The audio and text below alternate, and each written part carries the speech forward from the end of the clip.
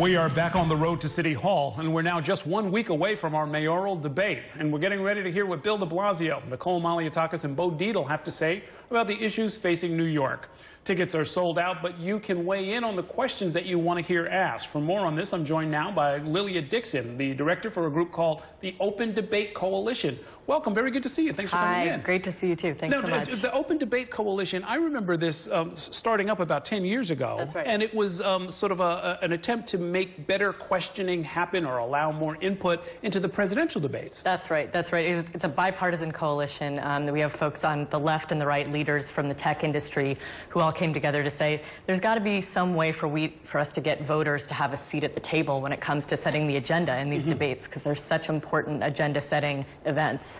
And so it was considered, high tech at the time. I guess it's second nature now. But people were allowed to sort of, email and otherwise weigh in through your website to sort of.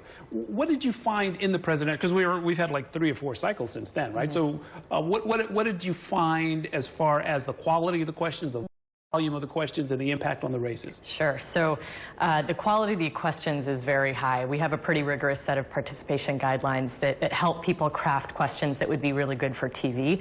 And in terms of the volume, for the last presidential, we had 15,000 questions submitted and over 3.6 million votes on our website.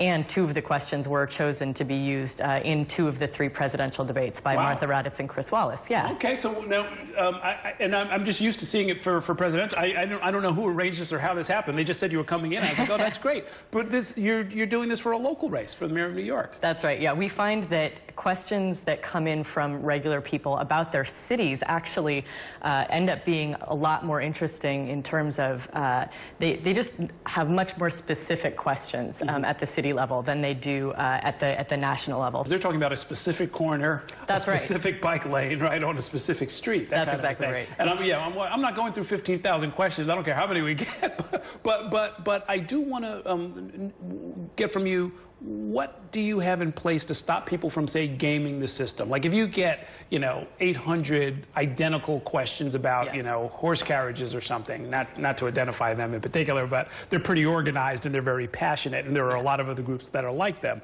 Do you have some sort of algorithm to filter that out? Yeah, so the way that the platform works is we allow people to not only submit questions, but also vote on which questions that are already there they like the best. And so what you do, you wind up with a rank ordered list of questions that the city has basically prioritized for you.